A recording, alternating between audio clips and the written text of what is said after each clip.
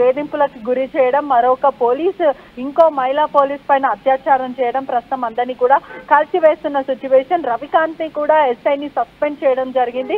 ప్రస్తుతం ఎస్ఐ పైన మరియు అతని ఫ్రెండ్ దీక్షిత్ శర్మ పైన కూడా కేసు నమోదైన పరిస్థితి. అంటే ఒక వైపు అంతా కూడా 304 కింద కేసులు నమోదు చేయడం, అంటే 328, 325, 506 కింద అసాల్ట్, 504 ఇన్సల్ట్ కింద, 323 కింద కూడా కేసులు నమోదైనాయి. గోస్వామి రవికాంత్ అనే వ్యక్తి కూడా ఆ మహిళ పట్ల గత 2 ఏళ్ల నుంచి కూడా బ్లాక్మెయిల్ చేయడం, నీ ఉద్యోగం తీసేస్తాను, నువ్వుతో నాతో గడపాలి, నేను చెప్పినప్పుడు రావాలి, నేను ఎవరితో పడితే వాళ్ళతో నువ్వు వెళ్ళాలి అంటూ కూడా ఇబ్బందులు పెట్టడము, ఒక గ్యాంగ్ ఇంటర్ కోర్స్ కి కూడా ప్రేరేపించడం, నువ్వు నాతో ఇంకా నా స్నేహితులతో కూడా కలిసి ఉండాలి అంటూ కూడా బ్లాక్మెయిల్ చేయడం. ఈ మహిళ ఎవరైతే కానిస్టేబుల్ ఉందో తీవ్రమైన మనస్తాపంకి గురై తన మెంటల్ కండిషన్ కూడా బాగాలేదు, అనేక డిప్రెషన్స్ తోని తను ఫేస్ చేస్తుంది. ఇంకా సహనం కోల్పోయి తను వెళ్ళి పోలీస్ స్టేషన్ మెట్లెక్కి కూడా తను సుపీరియర్స్ వాళ్ళకంటే ఒక పోలీస్ స్టేషన్ లో పనిచేస్తున్న మహిళకే భద్రత లేదు అని అంటే ఇంకా సామాన్య ప్రజలకు కానీ మహిళలకు కానీ ఎక్కడ భద్రత ఉంటదంటూ కూడా కామన్ పీపుల్ ప్రశ్నిస్తున్నారు. తన హైయర్ సుపీరియర్ కి తను కంప్లైంట్ ఇవ్వడం, ఆ తర్వాత అతని రవికాంత్ అన్న వ్యక్తిని కూడా సస్పెండ్ చేశారు. కానీ ఏదేమైనప్పటికీ కూడా మధురలో జరిగిన ఇన్సిడెంట్ ప్రస్తుతం చుట్టుపక్కల ఉన్న స్థానికులకు కానీ ఆ పోలీస్ స్టేషన్ పైన ఉన్న వ్యవస్థ పైన కూడా నమ్మకం పోతుందంటూ కూడా మాట్లాడుతున్నారు. ఖచ్చితంగా హ్యూమన్ రైట్స్ ఆర్గనైజేషన్ కూడా దీంట్లో చొరవ చేసుకునే అవకాశాలు కనిపిస్తుంది. నేషనల్ హ్యూమన్ రైట్స్ కమిషన్ కూడా ఖచ్చితంగా స్పందించాలంటూ కూడా మహిళా మండలి వాళ్ళు, మహిళా సభ్యులు వాళ్ళు అందరూ కూడా అడుగుతున్న పరిస్థితి కనిపిస్తుంది. కానీ ఇటువంటి ఇన్సిడెంట్ అనేది ప్రస్తుతం భయప్రాంతులకు గురయ్యే విధంగా ఉంటది. మొత్తం మీద కూడా ఈ సెక్షువల్ అసాల్టేషన్ కానీ హరాస్మెంట్ కానీ ఆ విక్టిమ్ కి ఎంతో గురైందని కూడా మొత్తం మీద తెలుస్తుంది.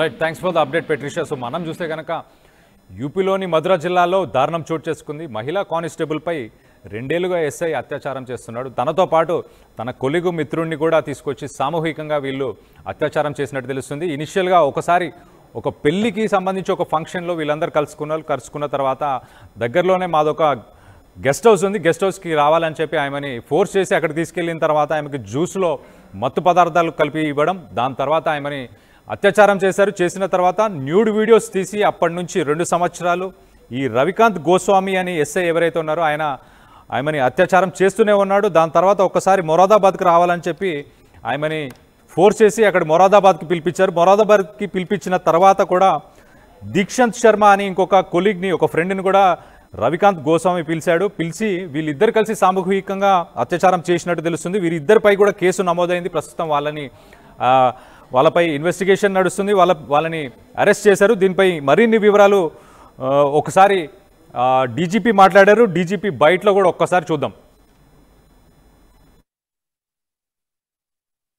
कल दिनांक 21 तारीख को थाना जमुनाबाद क्षेत्र की रहने वाली एक महिला जो झांसी में महिला कांस्टेबल के पद पर नियुक्त है, उसके द्वारा झांसी में नियुक्त एक अन्य उपनिरीक्षक पे अपने साथ बलात्कार का आरोप लगाया गया था, जिस संबंध में थाना जमुनाबाद में सुसंगत धाराओं में अभियोग पंजीकृत कर लिया गया है।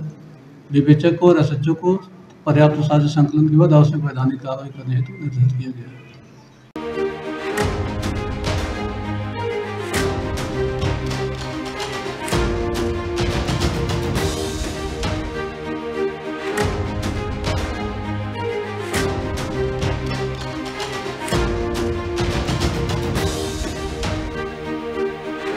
బ్రేకింగ్ న్యూస్ చూస్తున్నాం. యూపీలోని మధుర జిల్లాలో దారుణం చోటు చేసుకుంది. రక్షక భటులే రాక్షసులయ్యారు. ఈ మధ్యకాలంలో మనం చూస్తే చాలామంది భర్తలని భార్యలు చంపుతున్నారు. కానీ ఇక్కడ మహిళలకు కూడా రక్షణ లేదన్నదానికి ఇదొక రుజువు మనం చెప్పుకోవాలనుకుంటే. మహిళా కానిస్టేబుల్పై 2 ఏళ్లుగా ఎస్ఐ అత్యాచారం చేస్తూనే ఉన్నాడు. ఆయన ఒకసారి ఒక పెళ్లి ఫంక్షన్లో ఆ కానిస్టేబుల్ కలిసినప్పుడు ఆమెకి మత్తు పదార్థాలతోని ఒక కూల్ డ్రింక్లో ఒక జ్యూస్లో కలిపి ఆమెకిచ్చి దగ్గరలో ఉన్న ఒక గెస్ట్ హౌస్ తీసుకెళ్లి అత్యాచారం చేశాడు. తనతో పాటు తన కొలిక్ కూడా అత్యాచారం చేశారు. వీళ్ళిద్దరు చేసి ఆ వీడియోస్ని రికార్డ్ చేసి ఆ న్యూడ్ వీడియోస్ తీసి ఇన్స్పెక్టర్ అప్పటి నుంచి బ్లాక్మెయిల్ చేయడం స్టార్ట్ చేశాడు. ఫ్రెండ్స్తో కలిసి కూడా కొన్నిసార్లు వివిధ లొకేషన్స్కి, చాలా ప్లేసెస్కి పిలిచి సామూహికంగా వాళ్ళందరూ కలిసి కూడా అత్యాచారం చేసినట్టు కూడా తెలుస్తుంది. సిఐ వేధింపులు తట్టుకోలేక ఆమె ఫిర్యాదు చేసింది. బాధితురాలు వచ్చేసి దీక్షాంత్ శర్మ అండ్ ఆ ఎస్ఐ పేరు వచ్చేసి రవికాంత్ గోస్వామి. ఇది ఉత్తరప్రదేశ్లోని మథురా జిల్లాలో జరిగిన ఘటన.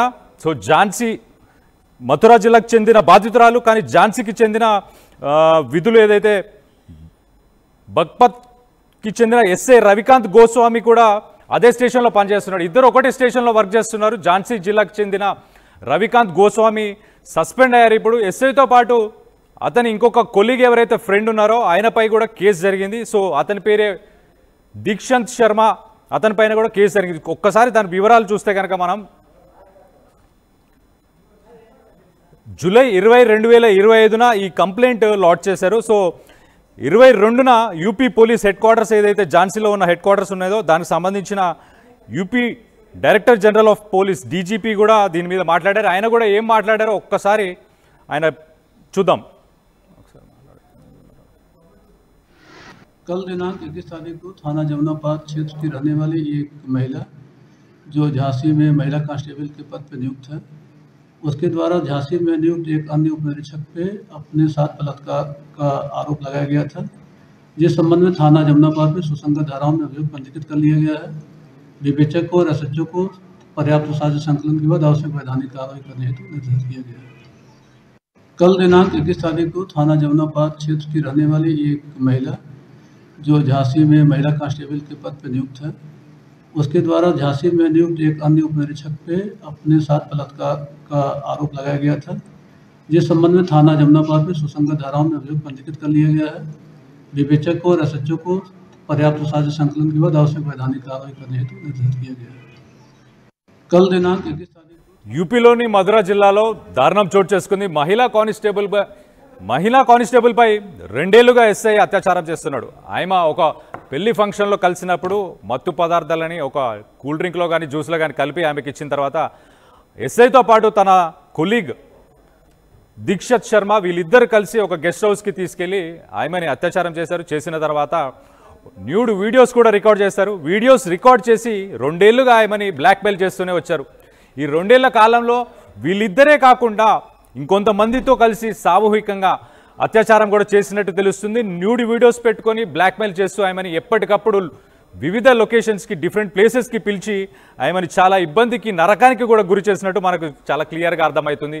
మహిళలకు ఈ మధ్య రక్షణ లేకపోతే పోలీసులను ఆశ్రయించాలి అని చెప్పి మనం కేంద్ర ప్రభుత్వం కావచ్చు, రాష్ట్ర ప్రభుత్వాలు కావచ్చు చాలా దానికి సంబంధించి పథకాలు కానీ పాలసీస్ కానీ ప్రజల్లోకి తీసుకెళ్లేందుకు ప్రయత్నాలు చేస్తున్నాయి ఒక పక్కన.